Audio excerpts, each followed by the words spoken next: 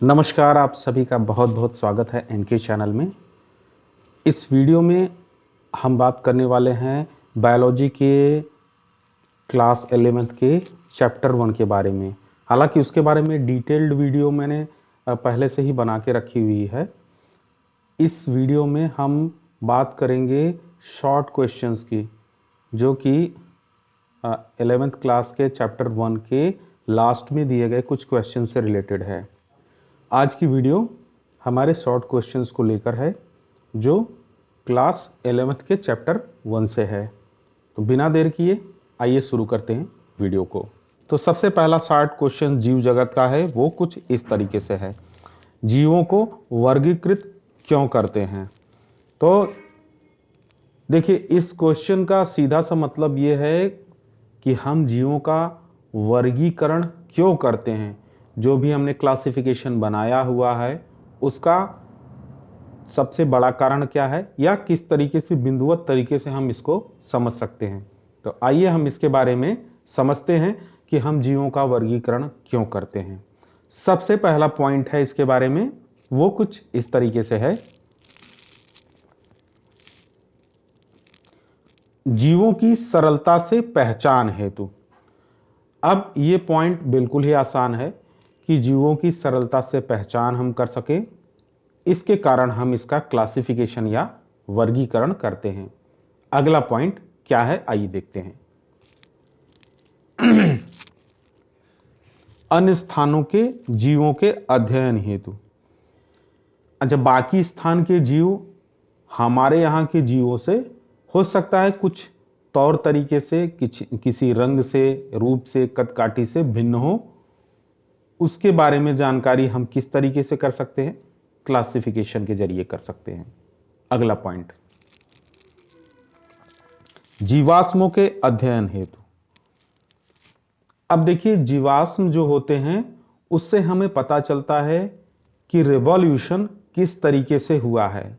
इसलिए जीव विज्ञानी जीवाश्मों का अध्ययन करते हैं और समय समय पर अपडेट करते रहते हैं कि किसी जीवाश्म के बारे में अध्ययन से हमारे सामने किस किस तरीके के बिंदु प्रस्तुत हुए हैं।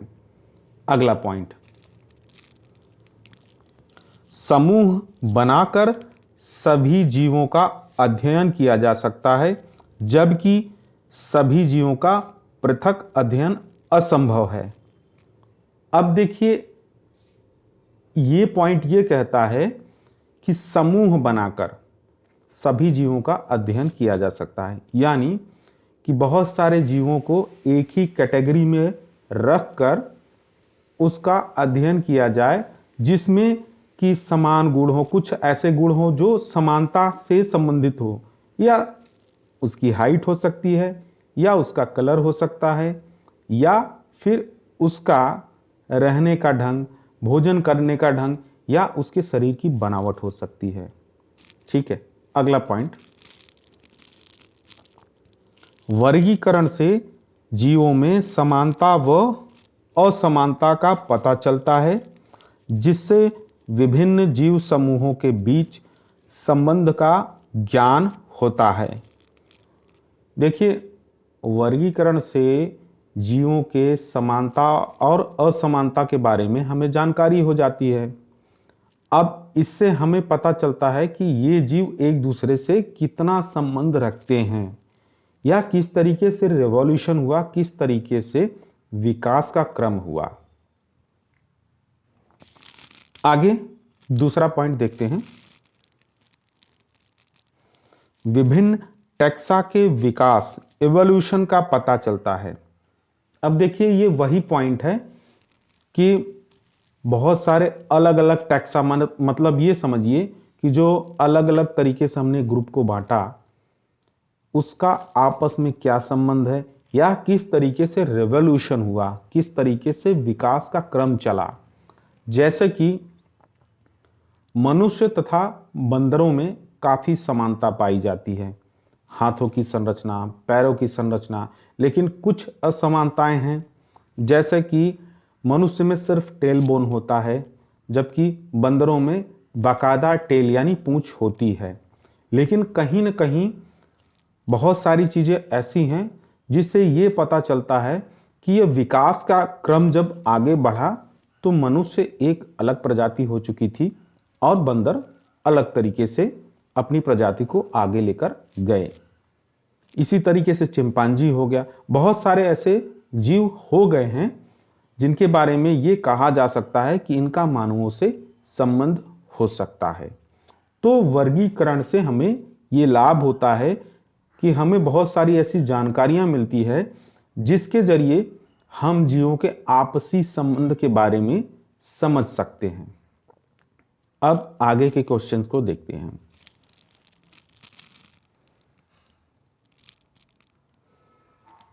अगला क्वेश्चन है, वर्गीकरण प्रणाली को बार बार क्यों बदलते हैं? चलिए इसके बारे में देखते हैं। नए उपकरणों और प्रौद्योगिकियों के विकास के साथ साथ वैज्ञानिक अध्ययन का भी लगातार विकास होता रहता है। प्राचीन काल में वैज्ञानिक जीवों का वर्गीकरण उनके आवास तथा गुण के आधार पर करते थे। उसके पश्चात बाह्य आकार की यानी एक्सटर्नल मॉर्फोलॉजी वर्गीकरण का मुख्य आधार बन गई। उसके पश्चात सूक्ष्मदर्शी यानी माइक्रोस्कोप और अन्य उपकरणों की खोज के पश्चात आंतरिक संरचना यानी एनाटॉमी तथा भ्रूण की एम्ब्रियोलॉजी का उपयोग वर्गीकरण हेतु होने लगा। अब देखिए इस क्वेश्चन का सबसे पहले मतलब समझिए कि वर्गीकरण प्रणाली को बार बार क्यों बदलते हैं। देखिए आज हमारे पास जो टेक्नोलॉजी है, हो सकता है आने वाले समय में इससे और अच्छी टेक्नोलॉजी मनुष्यों के पास हो। तो जितनी भी स्टडी हुई है उस नई टेक्नोलॉजी के आते ही उस आधार पर स्टडी चेंज हो जाएगी, या हम कह सकते हैं कि स्टडी में भी इवोल्यूशन आ जाएगा, या कहिए रेवोल्यूशन आ जाएगा, यानी क्रांति आ जाएगी। तो जो वर्गीकरण प्रणाली को बार बार बदला जाता है या फिर से इसकी स्टडी की जाती है, उसका सबसे बड़ा कारण यही है कि टेक्नोलॉजी समय के साथ साथ बदलती चली गई। सबसे पहले मनुष्य जब वर्गीकरण करता था तो उस समय आकार के हिसाब से, ऊंचाई के हिसाब से इस तरीके से एक साधारण वर्गीकरण होता था। बाद में माइक्रोस्कोप आया और उस तरीके से स्टडी काफ़ी चेंज हुई, काफ़ी बड़ा रेवोल्यूशन आया, जिसके बाद हम कोशिकाओं तक को देख सकते हैं, डीएनए के बारे में भी जान सकते हैं। बहुत सारी चीज़ें ऐसी आई जिसके चलते ये जो वर्गीकरण पद्धति है या स्टडी का तरीका है ये बदलता चला गया। और आने वाले समय में भी जब टेक्नोलॉजी काफ़ी विकसित हो जाएगी तो उसी हिसाब से स्टडी भी काफ़ी तरीके से विकसित हो जाएगी। अगले प्रश्न पर चलते हैं। अगला प्रश्न है, वर्गीकरण प्रणाली को बार बार क्यों बदलते हैं? प्रश्न वही है। अब इसका आगे का हम समझने की कोशिश करते हैं कि उत्तर क्या है। उत्तर कुछ इस तरीके से है। वर्तमान में कोशिकीय संरचना यानी सेल्यूलर स्ट्रक्चर, गुणसूत्र यानी क्रोमोसोम्स, जैव रासायनिक विश्लेषण यानी बायोकेमिकल एनालिसिस, जीन संरचना यानी जीन स्ट्रक्चर तथा डीएनए में समानता का भी उपयोग जीवों के बीच संबंध स्थापित करने में तथा वर्गीकरण में किया जा रहा है। इसलिए वर्गीकरण प्रणाली समय के साथ साथ परिवर्तित एवं विकसित की जाती रही है। अगला क्वेश्चन है, जिन लोगों से आप प्रायः मिलते रहते हैं, आप उनको किस आधार पर वर्गीकृत करना पसंद करेंगे? अब उसमें हिंट भी दिया है। संकेत ये है कि ड्रेस, मातृभाषा, प्रदेश जिसमें वे रहते हैं, आर्थिक स्तर आदि। अब देखिए, बड़ा साधारण सा क्वेश्चन है जो आपसे किया जा रहा है कि आप किस तरीके से वर्गीकरण करते हैं जिन लोगों से आप मिलते हैं या जो कुछ भी आप देखते हैं। तो इसका बड़ा सीधा सा और सिंपल सा आंसर है। चलिए आइए उस उत्तर को हम देखते हैं। परिवार के सदस्य, फैमिली मेंबर्स हो गया पहला पॉइंट। दूसरा पॉइंट है रिश्तेदार यानी रिलेटिव्स। तीसरा पारिवारिक मित्र, फैमिली फ्रेंड्स। चौथा स्कूल मित्र, स्कूल फ्रेंड्स। पांचवा पॉइंट सहपाठी, क्लासमेट्स। छठा पॉइंट है वयस्क, अपने से बड़े, अपने से छोटे, समान उम्र वाले। और उसके बाद है लिंग यानी स्त्री या पुरुष। और उसके बाद का पॉइंट है हाइट यानी ऊंचाई। और उसके बाद का पॉइंट है खेल मित्र, प्लेमेट्स। तो ये कुछ इस तरीके से हम साधारणतया वर्गीकृत करते हैं जिन लोगों से हम मिलते हैं या जो कुछ भी हम देखते हैं अपने आसपास के समाज में। ये एक छोटा सा एग्जाम्पल है सिर्फ समझने के लिए। ये कोई वर्गीकरण का साइंटिफिक तरीका नहीं है, सिर्फ क्वेश्चंस को समझने के लिए ये आंसर है। आगे चलते हैं, दूसरे क्वेश्चंस को देखते हैं। अगला क्वेश्चन है व्यष्टि तथा समष्टि की पहचान से हमें क्या शिक्षा मिलती है। और इसका उत्तर है व्यष्टि यानी इंडिविजुअल। प्रत्येक व्यष्टि में कुछ विशिष्ट लक्षण होते हैं जो उसकी समष्टि के अन्य व्यष्टियों में नहीं पाए जाते हैं। ये इंडिविजुअल के बारे में हुआ। अब आगे है समष्टि यानी पॉपुलेशन। प्रत्येक समष्टि जनन में पृथक होती है यानी रिप्रोडक्टिवली आइसोलेटेड होती है। प्रत्येक समष्टि के सदस्य आपस में अंतर प्रजनन करके नए जीव को जन्म दे सकते हैं।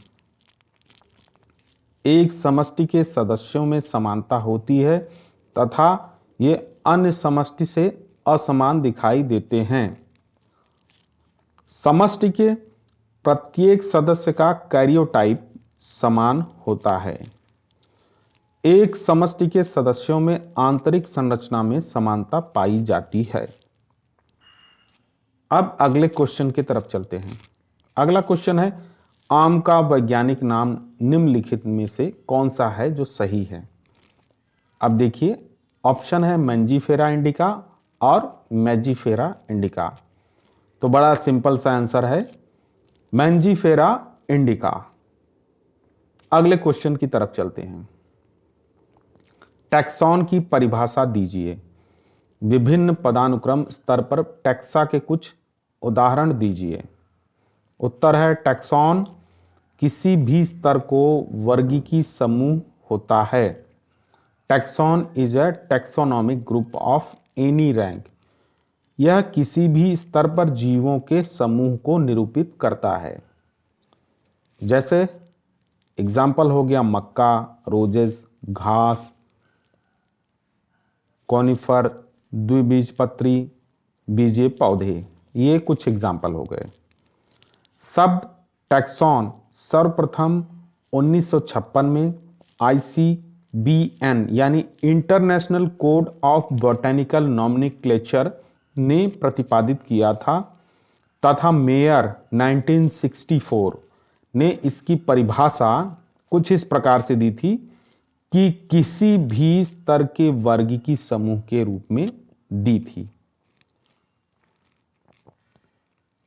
अब अगला क्वेश्चन, क्या आप वर्गीकी संवर्ग का सही क्रम पहचान सकते हैं। कुछ इस तरीके से ऑप्शन है, जैसे ए हो गया जाति, गण, संघ, जगत। बी वंश, जाति, गण, जगत। सी जाति, वंश, गण, संघ। अब इसका सही उत्तर क्या होगा, वो इस प्रकार है। जाति सबसे पहले, उसके बाद वंश, फिर आता है गण, उसके बाद आता है संघ यानी फाइलम। अब आगे चलते हैं। अगला क्वेश्चन है, जाति शब्द के सभी मानवीय वर्तमान कालिक अर्थों को एकत्र कीजिए। क्या आप अपने शिक्षक से उच्च कोटि के पौधों, प्राणियों तथा बैक्टीरिया की स्पीशीज का अर्थ जानने के लिए चर्चा कर सकते हैं? तो ये क्वेश्चन है। अब इसका आंसर क्या है ये देखते हैं। उत्तर है, जाति एक प्राकृतिक जनसंख्या अथवा समान आकार की यानी मॉर्फोलॉजी, आंतरिक संरचना यानी एनाटॉमी, कारिकी यानी फिजियोलॉजी तथा कोशिकीय संरचना यानी सेलुलर स्ट्रक्चर वाले जीवों की प्राकृतिक जनसंख्या है। ये जाति के बारे में हो गया। दूसरा पॉइंट है, जाति वर्गीकरण की आधारी इकाई बेसिक यूनिट है जिसमें एक जाति के जीव समान आनुवंशिक गुण रखते हैं।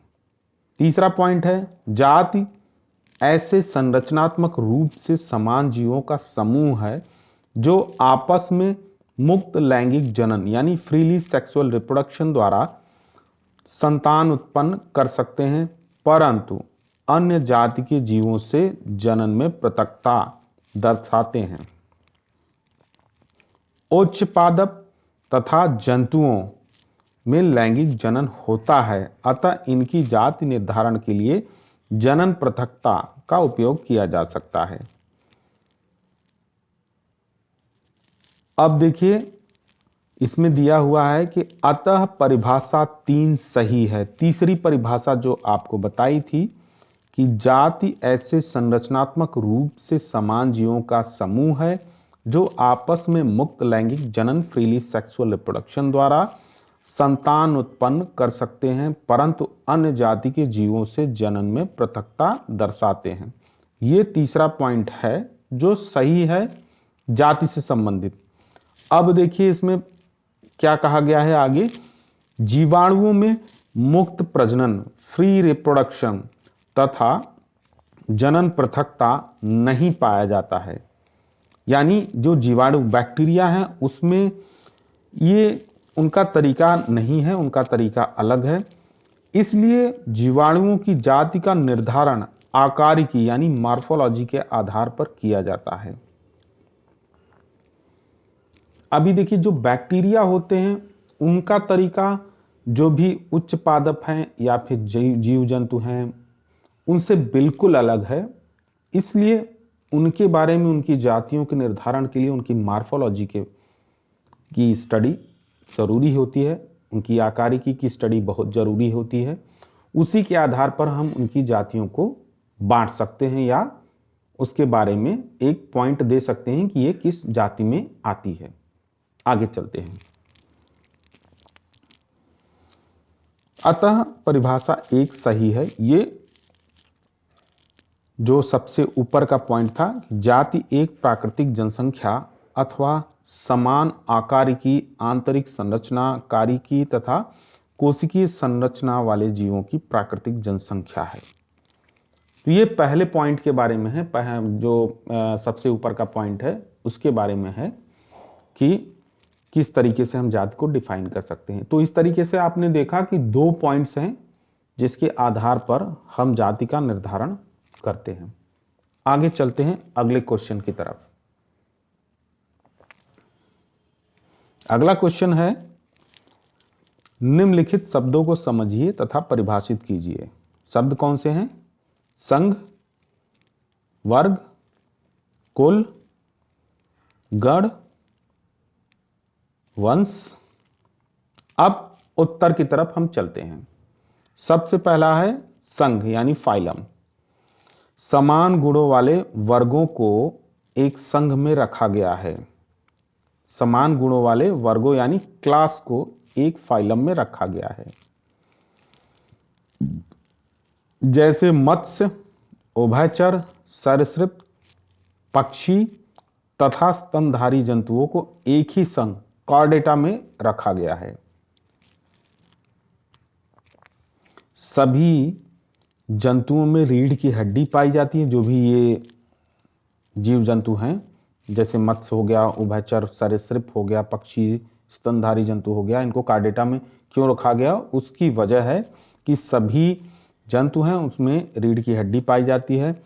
पौधों में समान गुणों वाले वर्गों को एक डिवीजन में वर्गीकृत किया गया है। जैसे इसमें आपका फाइलम हो गया तो उसमें डिवीजन होता है, यानी जब आप जीव की बात करेंगे, जीव जगत की, जंतुओं की बात करेंगे तो वहां फाइलम हो गया, लेकिन जब पौधों की बात करेंगे तो वहां इसको डिवीजन में रखा जाएगा।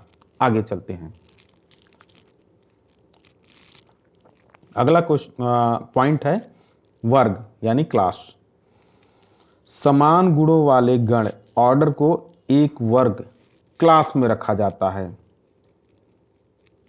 जैसे गण प्राइमेटा हो गया, इसमें बंदर, गोरिल्ला, चिंपांजी आदि को एक ही वर्ग मैमेलिया में शेर, कुत्ता, बिल्ली आदि के साथ रखा गया है, जबकि ये सभी स्तनधारी श्रेणी में रखे गए हैं। आगे चलते हैं। कुल यानी फैमिली।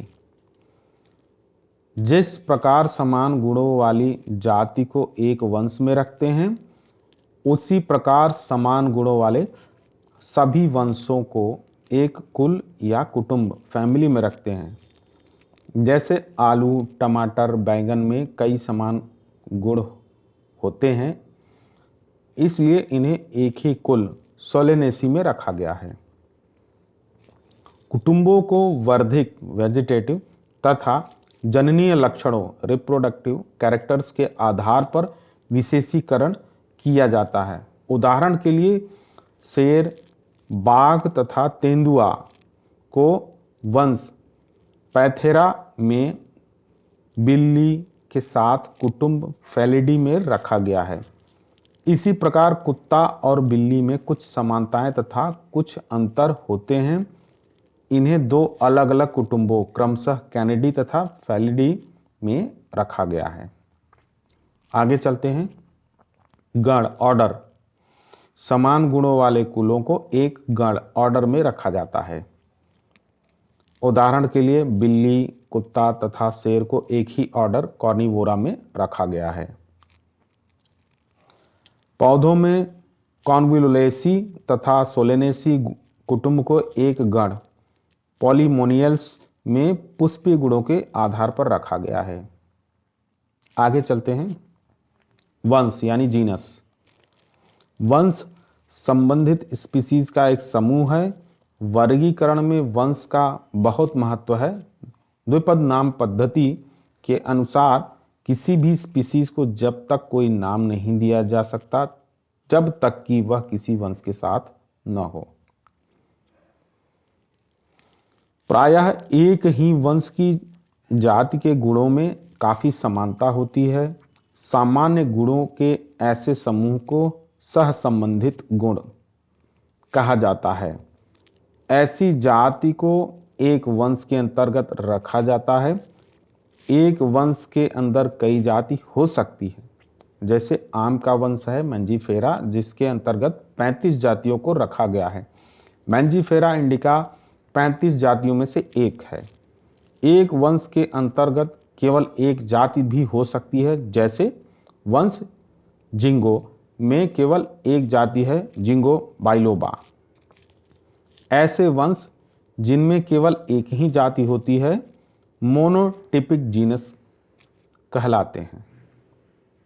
अगला पॉइंट है जीव के वर्गीकरण तथा पहचान में कुंजी किस प्रकार सहायक है। कुंजी एक ऐसी विधि है जिसके द्वारा विभिन्न वर्गों में स्थित प्रत्येक प्रकार के जीव की पहचान की जा सकती है।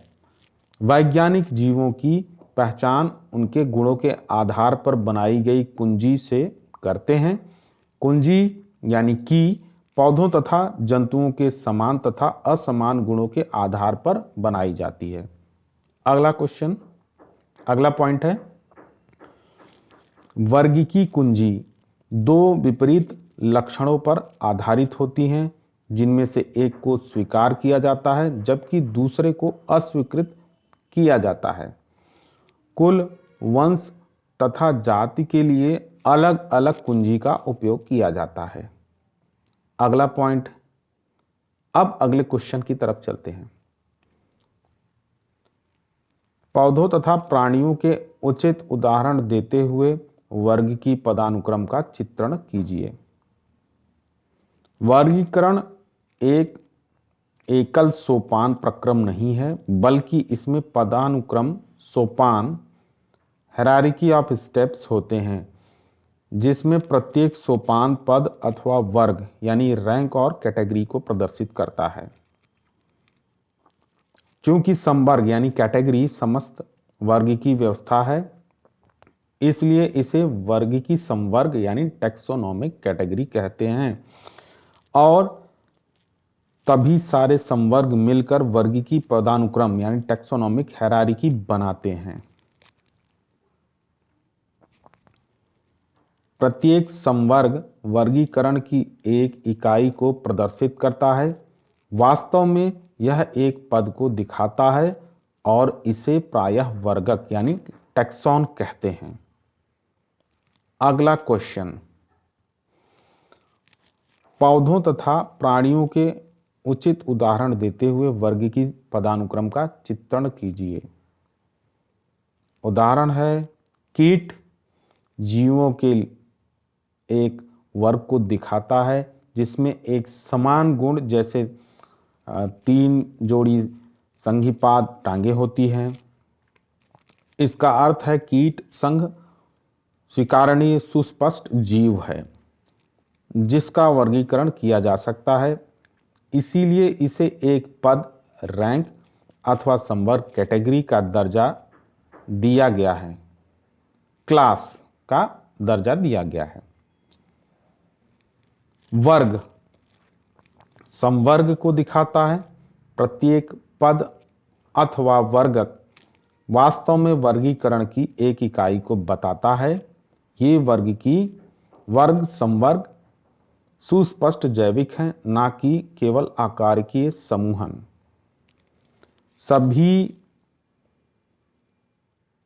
ज्ञात जीवों के वर्ग के अध्ययन से सामान्य समवर्ग जैसे जगत यानी किंगडम, संघ यानी फाइलम अथवा भाग पौधों के लिए वर्ग, क्लास, गण, ऑर्डर, कुल, फैमिली, वंश, जीनस तथा जाति स्पीसीज का विकास हुआ।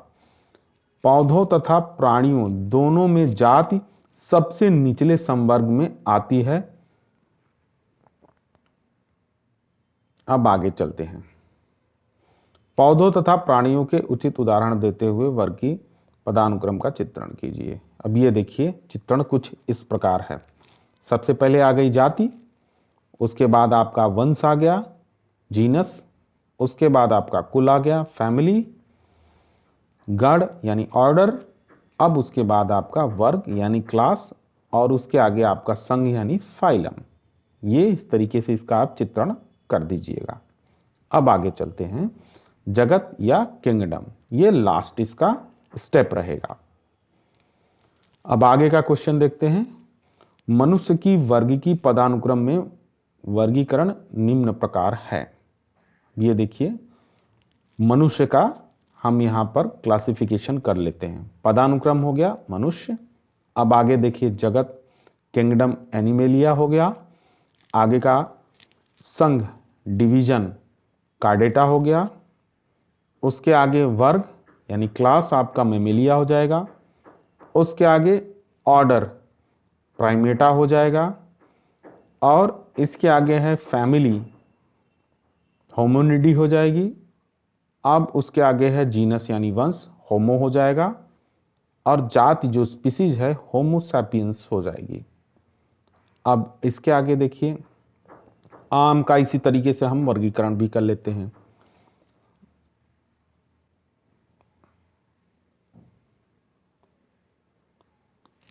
अब देखिए, आम का वर्गीकरण आ जाता है।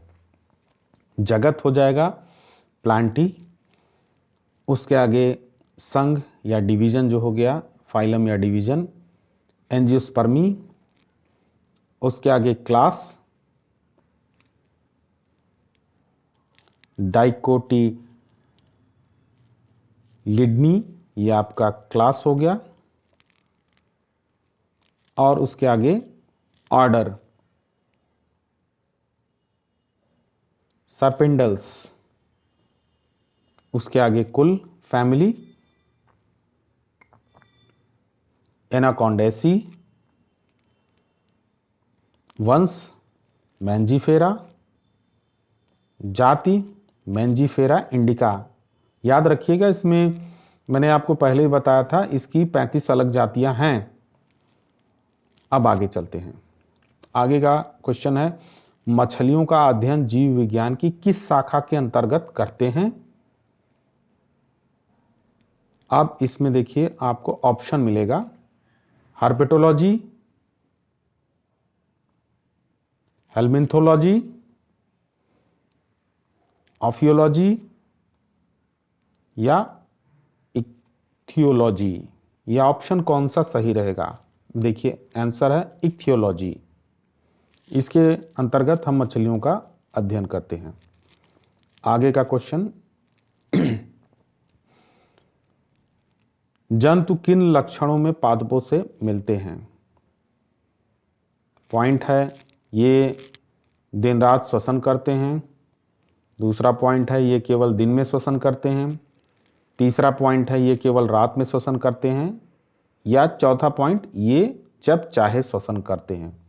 तो इसका सही उत्तर होगा,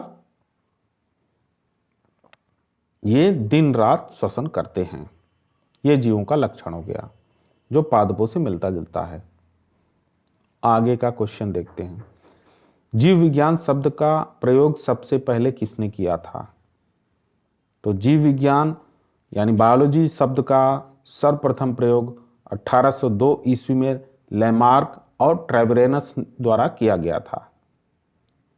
अगला क्वेश्चन, जीव विज्ञान, जंतु विज्ञान तथा वनस्पति विज्ञान के पिता का नाम लिखिए। या जंतु विज्ञान के जनक कौन थे?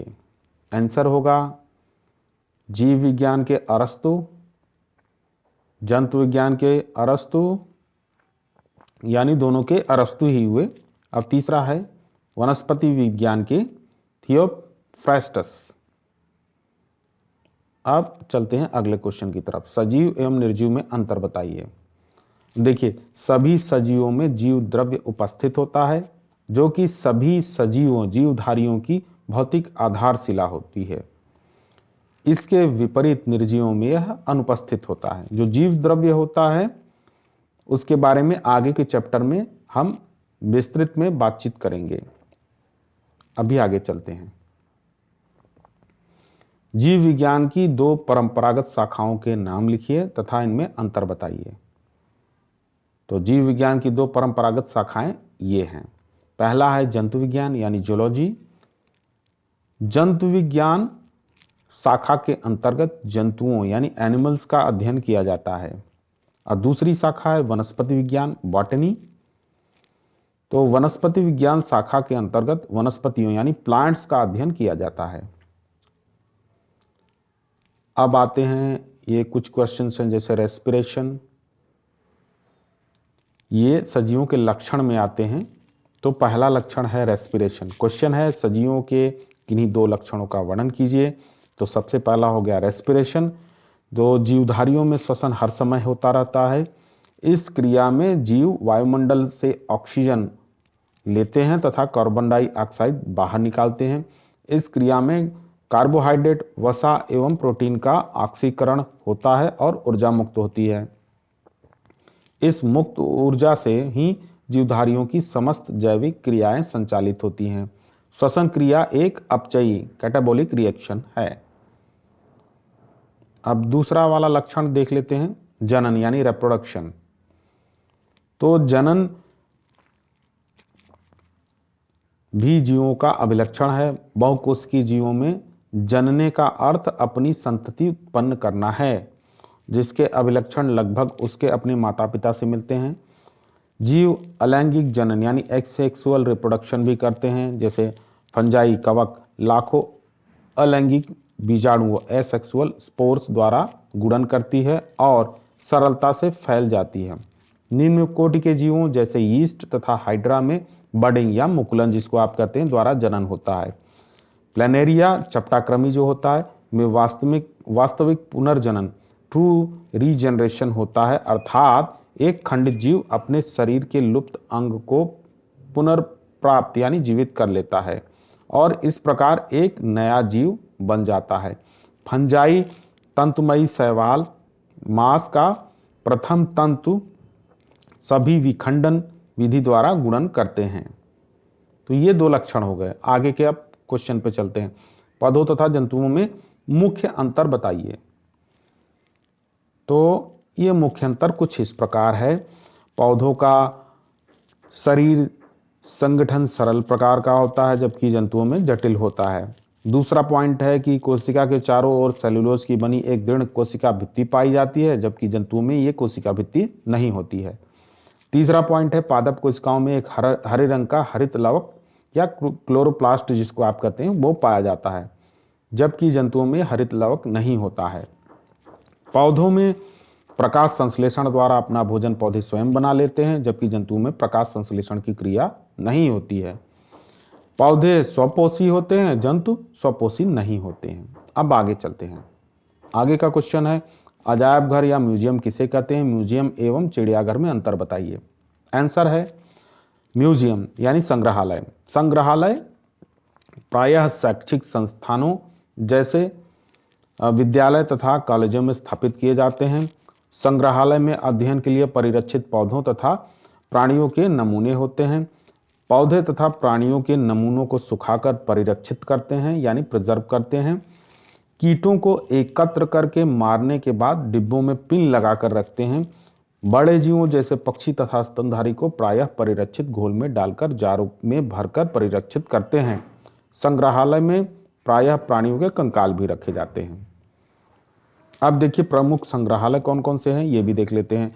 पहला है नेचुरल हिस्ट्री म्यूजियम लंदन, दूसरा है फॉरेस्ट म्यूजियम अंडमान निकोबार द्वीप समूह, तीसरा है national museum of natural history Delhi, चौथा है prince of Wales museum Mumbai, पांचवा है इंडियन म्यूजियम कोलकाता, छठा है महाराजा सवाई मानसिंह म्यूजियम जयपुर। आगे का क्वेश्चन देखते हैं। अजायब घर या म्यूजियम किसे कहते हैं? म्यूजियम एवं चिड़ियाघर में अंतर बताइए। अब देखिए अजायब घर क्या है। चिड़ियाघर सबसे पहले देख लेते हैं। प्राणी उपवन अथवा चिड़ियाघर जियोलॉजिकल पार्क। इन उपवनों में अधिकांशतः वन्य आवासी जीवित प्राणी रखे जाते हैं। इनमें हमें वन्य जीवों की मानव की देखरेख में आहार, प्रकृति तथा व्यवहार को सीखने का अवसर प्राप्त होता है। जहाँ तक संभव होता है चिड़ियाघरों में विभिन्न प्राणी उपलब्ध कराए जाते हैं। चिड़ियाघर में सभी प्राणियों को उनके प्राकृतिक आवासों वाली परिस्थितियों में रखने का प्रयास किया जाता है। इन उद्यानों को हम प्रायः चिड़ियाघर या जू कहते हैं। इसे देखने के लिए बहुत सारे लोग और बच्चे आते रहते हैं। आपने भी देखा होगा बहुत सारे लोग चिड़ियाघर में पशु पक्षी जो भी रखे हैं उनको देखने के लिए आते रहते हैं। अब आगे चलते हैं, आगे का पॉइंट देखते हैं। आगे का क्वेश्चन है वानस्पतिक उद्यानों का क्या महत्व है? भारतवर्ष के किन्हीं दो वानस्पतिक उद्यानों का नाम लिखिए या पादप वानस्पतिक उद्यानों को समझाइए। तो उत्तर कुछ इस प्रकार से है। विभिन्न प्रकार के पौधों की जातियां लगाकर इसे सुरक्षित करने हेतु संपूर्ण क्षेत्रफल को चारों ओर से घेर देते हैं। इन्हें ही वानस्पतिक या पादप उद्यान कहते हैं।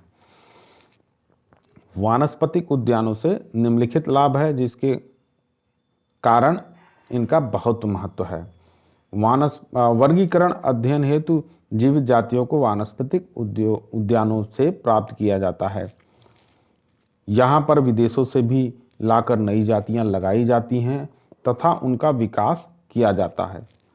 अनुसंधान के लिए यहाँ पर पौधों को लगाकर रखा जाता है। अनुसंधान द्वारा यहाँ नई जातियों का विकास किया जाता है। विलुप्त होने वाली पादप जातियों को यहाँ संरक्षण प्रदान किया जाता है। तो ये जो पॉइंट्स मैंने अभी डिस्कस किया है ये इसके लाभ हैं। जो भी पॉइंट्स अभी मैंने 3-4 पॉइंट्स आपको बताए हैं ये इसके लाभ हैं कि इसका महत्व क्या है। अब आगे देखिए भारत के दो प्रमुख वानस्पतिक उद्यान निम्नवत है। पहला है रॉयल बॉटेनिकल गार्डन कोलकाता, दूसरा है नेशनल बॉटेनिकल गार्डन लखनऊ। अब आगे का क्वेश्चन देखते हैं। हार्बेरियम किसे कहते हैं? इसे तैयार करने में किन चीज़ों की आवश्यकता होती है? तो उत्तर कुछ इस प्रकार है। हार्बेरियम पौधों या पौधों के भागों का संग्रहालय होता है जिसे मान्य वर्गीकरण पद्धति के अनुसार व्यवस्थित रखा जाता है। इसे हार्बेरियम शीट पर चिपकाकर व्यवस्थित ढंग से रखा जाता है। हार्बेरियम को तैयार करने के लिए निम्नलिखित चीज़ों की आवश्यकता होती है। वो कौन सी चीज़ें हैं, आइए देखते हैं। पहला हो गया कैंची, दूसरा चाकू, तीसरा नमूनों को रखने हेतु वैस्कुलम नामक बॉक्स, चौथा पादप प्रेस, पांचवा अखबार, छठा लेंस इत्यादि। ये कुछ क्वेश्चंस थे जो शॉर्ट क्वेश्चंस थे बायोलॉजी के 11th क्लास के चैप्टर 1 को लेकर। तो आगे से हम बायोलॉजी के बाकी जो भी चैप्टर्स हैं अगली वीडियो में कोशिश करेंगे जल्द से जल्द उस वीडियो को बनाकर आपके पास लाने के लिए, और उसमें हम कवर करेंगे आगे के चैप्टर्स को। मैं वैसे कोशिश करूंगा कि कुछ वीडियोस की ऐसी सीरीज बनाऊं जिसमें ये इकट्ठा हर चीज़, जैसे आपको चैप्टर में पूरा चैप्टर बताना शुरू करते हैं तो कहीं ना कहीं ऐसा लगता है कि कुछ चीज़ें जो इम्पॉर्टेंट हैं जिनको एक्सप्लेन करना बहुत ही ज़रूरी है, उनको एक्सप्लेन किए बिना ही छोड़ना पड़ रहा है। तो आगे कुछ ऐसे वीडियोस बनाने की कोशिश करूंगा जिसमें कुछ पॉइंट्स मैं ले लूँगा, कुछ क्वेश्चंस ले लूँगा एक पर्टिकुलर चैप्टर के, और उसको बाकायदा एक्सप्लेन करूँगा। तो आज की इस वीडियो में बस इतना ही। आगे जल्द ही मिलेंगे और भी जितने भी चैप्टर्स हैं, जितने भी सिलेबस में कोर्सेज हैं उससे रिलेटेड वीडियोस के साथ। तब तक के लिए इजाज़त दीजिए। नमस्कार।